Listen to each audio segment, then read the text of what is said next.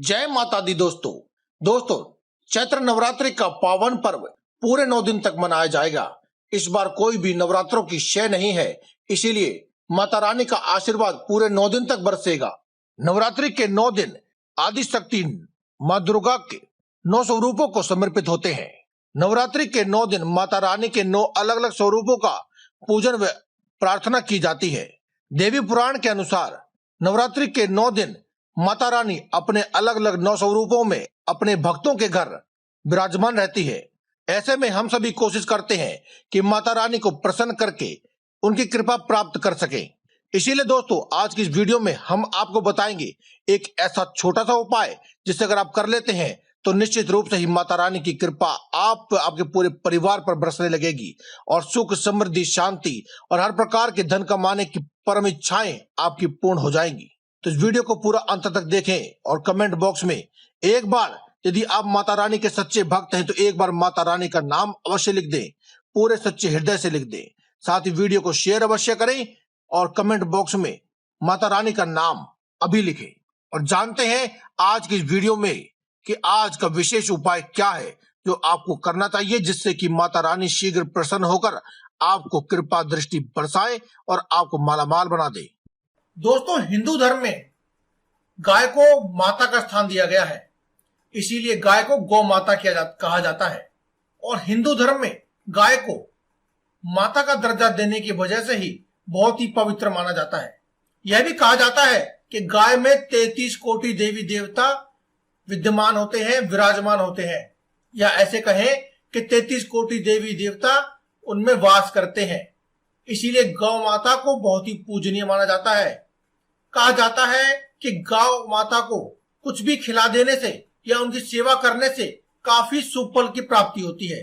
और यह भी कहा जाता है कि गौ माता उनकी पूजा करने से सभी देवी देवताओं की पूजा करने के बराबर का फल प्राप्त होता है। वैसे भी गाय का महत्व तो वैदिक काल से ही चला आ रहा है और खुद भगवान श्री कृष्ण भी गौ माता से काफी स्नेह रखते थे, इसीलिए उनकी सेवा करते थे। दोस्तों गौ माता की सेवा करने से या उन्हें कोई छोटी से छोटी चीज भी खिला देने से या उनके सामने कोई मंत्र बोलने से बहुत ही शुभ फलों की प्राप्ति होती है। ऐसा माना जाता है कि आपकी सभी समस्याओं का अंत हो जाता है, चाहे समस्या कितनी भी बड़ी हो, कितनी भी मुश्किलों में आप फंसे हो। गौ माता की सेवा करने से या फिर उन्हें छोटी से छोटी चीज या उनके प्रति कोई भी उपाय करने से आपकी वह सभी समस्याओं का अंत हो जाता है। गाय माता को दूध देने वाली माता कहा जाता है। गाय का दूध बहुत ही पौष्टिक होता है। कहा जाता है कि गौ माता को जो दूध होता है वो अमृत तुल्य होता है।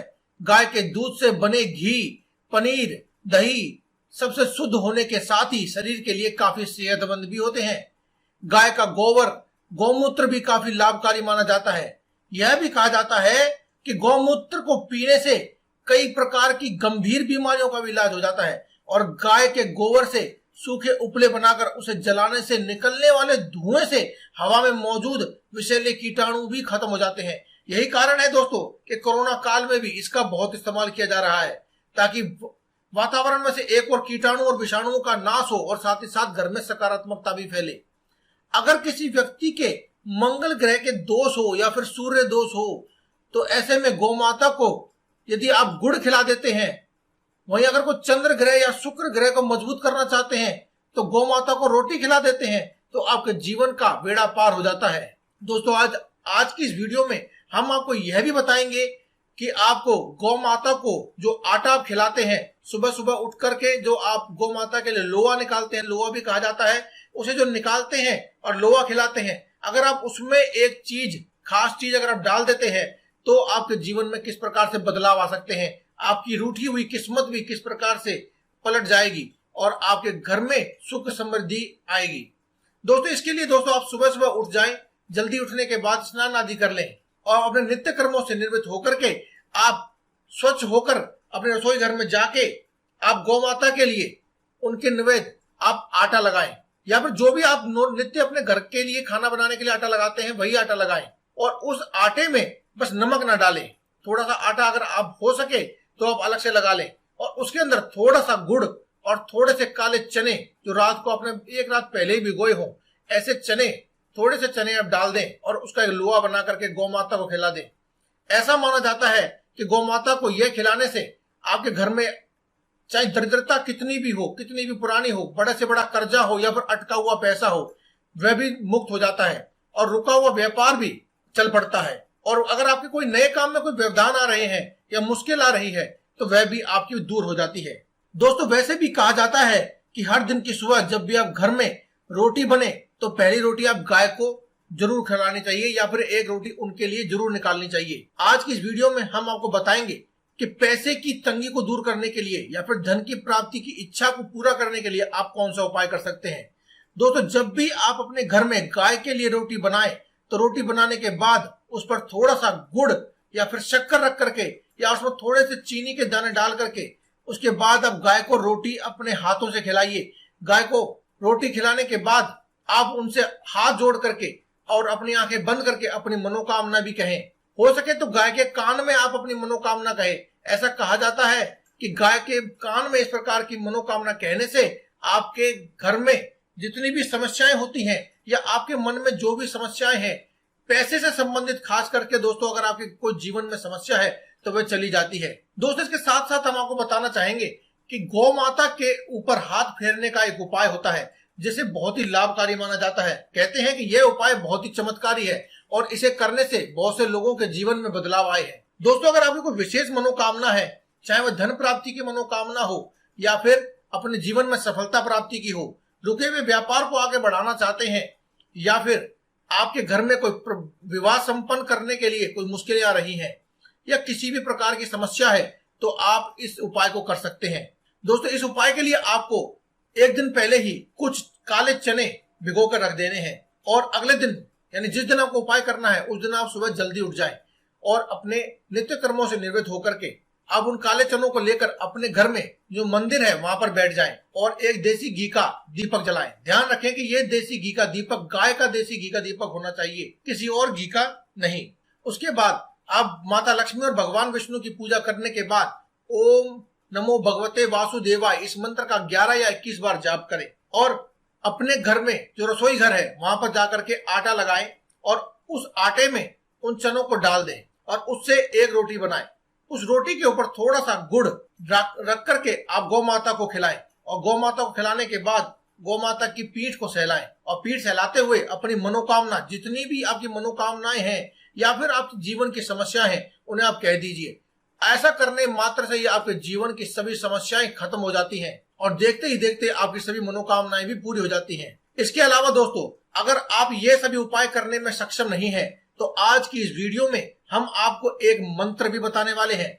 इस एक मंत्र को आपको केवल गौ माता से कह देना है या फिर आप गौ माता के सामने खड़े होकर के इस मंत्र का उच्चारण करें। दोस्तों, गौ माता के लिए किए जाने वाले सभी उपाय 33 कोटि देवी देवताओं को सीधा संबोधित करते हैं और उन तक आपकी बात पहुंचाते हैं, आपकी समस्याएं पहुंचाते हैं। ऐसा माना जाता है कि साक्षात 33 कोटि देवी देवता विद्यमान होने की वजह से गौ माता के लिए किया गया कोई भी उपाय आपको बहुत ही जल्दी फल प्रदान करता है और सभी उपाय एक तरफ और गौ माता के लिए किया गया उपाय एक तरफ। इसीलिए दोस्तों, आज की इस वीडियो में हम आपको एक ऐसा मंत्र बताने वाले हैं। यह खास मंत्र है जिसे अगर आप गौ माता के सामने खड़े होकर के बोल देंगे तो आपके जीवन में चाहे कैसी भी समस्या हो और चाहे आपके मन में कैसी भी मनोकामना हो वह पूरी हो जाती है। बस आपको ध्यान रखना है शुद्धता का। जी हाँ दोस्तों, इस उपाय के लिए भी आपको जिस दिन भी आप ये उपाय करना चाहें उस दिन आप सुबह जल्दी उठ जाएं और स्नान आदि करने के बाद अपने सभी नित्य कर्मों से निवृत्त हो जाएं और अपने घर की साधारण पूजा जो आप हर रोज करते हैं वह अवश्य करें। उसमें माता लक्ष्मी और श्री हरि विष्णु का भी ध्यान करें। उसके बाद अगर आप कुछ गौ माता को खिला सकते हैं तो वह अपने साथ लेकर के जाएं या खिलाना चाहते हैं तो भी अपने साथ लेकर के जाएं। लेकिन अगर आप ये सभी कार्य करने में भी सक्षम नहीं है तो आप केवल खाली हाथ चले जाएं और जहां कहीं भी आपको बैठी हुई गाय मिल जाए आप उसके सामने खड़े होकर हाथ जोड़ करके गौ माता की ओर देखते हुए इस मंत्र का जाप करें। मंत्र इस प्रकार है दोस्तों, ओम सर्वदेवमय देवी लोकाना शुभ नंदिनी मातमम विशित सकलम कुरु नंदिनी। दोस्तों, इस मंत्र का आपको केवल 5 बार जाप करना है। अगर आपको ये मंत्र याद न रहे तो आप वीडियो को पॉज करके इस मंत्र को लिख लें और उसे अपने साथ लेकर के जाएं और लिखे हुए मंत्र को आप अपने हाथों के बीचों बीच रख करके आप गौ माता से ये 5 बार इस मंत्र को कहें और उसके बाद अपनी सभी मनोकामनाएं भी कह दें। इस मंत्र के उच्चारण के बाद गौ माता को नमन कीजिए और मन में अपनी सभी मनोकामना कह दीजिए। ऐसा करने से आपकी मनोकामना शीघ्र पूर्ण हो जाती है और साथ ही में आपको सभी देवी देवताओं का आशीर्वाद भी मिल जाता है। इसके अलावा दोस्तों, आपके जो 9 ग्रह होते हैं वह भी प्रसन्न हो जाते हैं। अगर 9 ग्रहों में से कोई भी ग्रह आपको कोई गलत प्रभाव दे रहा है तो वह आपको सकारात्मक प्रभाव देने लगता है। इसके अलावा दोस्तों, आपको जब भी मौका मिले तो गौ माता की सेवा अवश्य करें। उन्हें हरा चारा खिलाएं, रोटी आदि खिलाएं। जितनी संभव हो उतनी आप उनकी सेवा करें। महीने में एक बार गौशाला अवश्य जाएं और वहां जाकर के गाय को हरा चारा अवश्य खिलाएं। तो दोस्तों, इसी के साथ मैं इस वीडियो का अंत करता हूं। आपको अगर ये वीडियो अच्छी लगी हो तो आप कमेंट बॉक्स में जय बजरंगबली या फिर जय गौ माता की एक बार अवश्य लिखें और साथ ही साथ इस चैनल को सब्सक्राइब करें और कमेंट बॉक्स में लिखें जय बजरंगबली।